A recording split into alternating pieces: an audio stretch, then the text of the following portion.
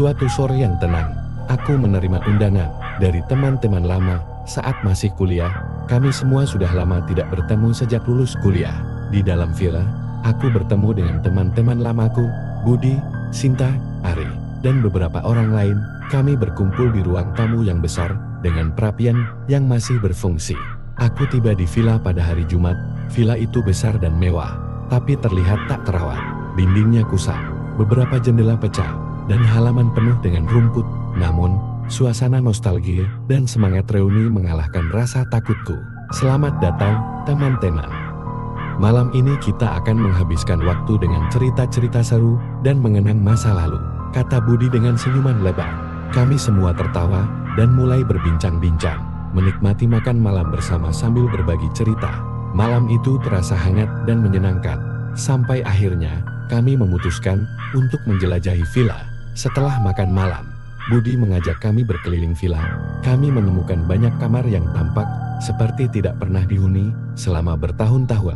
Salah satu kamar yang menarik perhatian kami adalah kamar di ujung lorong lantai atas.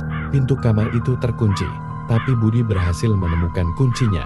Ketika pintu terbuka, kami disambut oleh aroma lembab dan pengap di dalam. Kamar itu dipenuhi dengan perabotan tua dan lukisan-lukisan yang menyeramkan. Di sudut kamar, kami menemukan sebuah buku harian yang tertutup debu tebal. Ari mengambil buku itu dan mulai membacanya. Ini milik pemilik villa dulu, katanya sambil membuka halaman pertama. Namanya adalah Maria. Saat Ari membaca lebih lanjut, kami semua terdiam. Cerita dalam buku harian itu mengungkapkan hal-hal mengerikan yang terjadi di villa ini. Maria menulis tentang suara-suara aneh di malam hari, penampakan sosok-sosok menyeramkan, dan perasaan selalu diawasi. Kita harus pergi dari sini, kata Sinta dengan suara gemetar. Aku tidak suka tempat ini. Namun, Budi menenangkan kami. Ini hanya cerita lama, tidak ada yang perlu dikhawatirkan. Mari kita nikmati malam ini dan besok kita bisa pergi. Dengan enggan, kami setuju dan kembali ke ruang tamu. Tapi suasana malam itu berubah menjadi lebih tegang. Setiap suara kecil membuat kami terlonjak, dan bayangan di sudut-sudut ruangan tampak semakin gelap dan menakutkan. Malam itu, kami memutuskan untuk tidur di ruang tamu bersama-sama.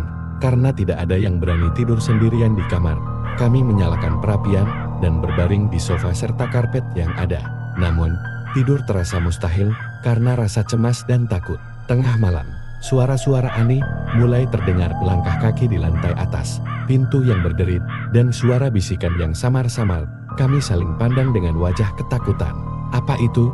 Bisik Ari, matanya membelalak. Kami memutuskan untuk tetap terjaga dan berjaga-jaga, namun rasa kantuk akhirnya mengalahkan, dan satu persatu kami tertidur. Aku terbangun tiba-tiba oleh suara keras di sekelilingku. Teman-temanku masih tertidur, tapi Budi tidak ada di tempatnya. Aku berdiri dan mencari Budi. Aku menemukannya di dapur, berdiri dengan wajah kosong dan mata terbuka lebar, seperti sedang dalam keadaan trans. Budi, kau baik-baik saja? Tanyaku sambil mengguncang bahunya. Budi tidak merespons, dia hanya menatap lurus ke depan. Bibirnya bergerak-gerak seolah-olah sedang mengucapkan sesuatu. Aku merasa merinding. Akhirnya, dia terjatuh ke lantai dan tersadar. Apa yang terjadi?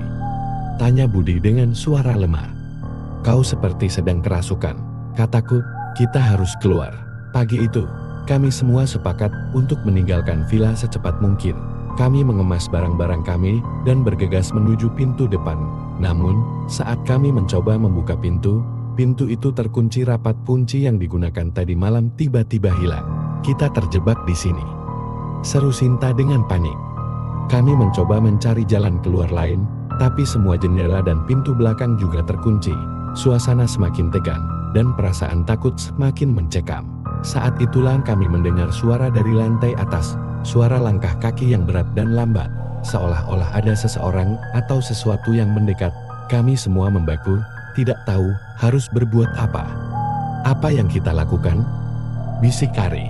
Budi, yang sudah kembali normal, mencoba menenangkan kami. Kita harus tetap tenang. Mungkin ada kunci cadangan di suatu tempat. Ayo kita cari. Kami mulai mencari kunci cadangan di seluruh villa. Di ruang bawah tanah, kami menemukan kotak kayu tua yang terkunci. Hari yang membawa alat-alat kecil berhasil membuka kotak itu. Di dalamnya, kami menemukan kunci yang tampak tua dan berkarat. Kita coba kunci ini, kata Budi.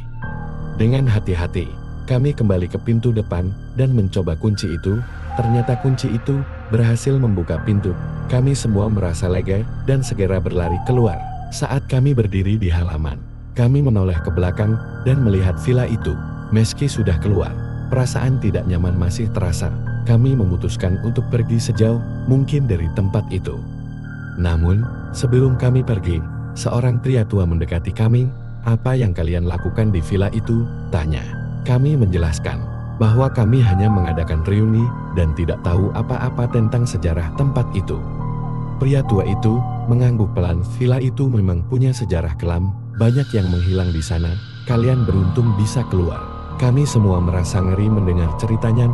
Villa di Bukit Hantu itu akan selalu menjadi kenangan menyeramkan bagi kami, tempat di mana kami hampir terjebak selamanya oleh bayang-bayang masa lalu yang tak pernah tenang. Kami bersumpah tidak akan pernah kembali ke sana lagi. Sekian cerita kali ini, semoga dapat menghibur kalian semua. Nantikan terus cerita horor selanjutnya, hanya di Malam Bercerita.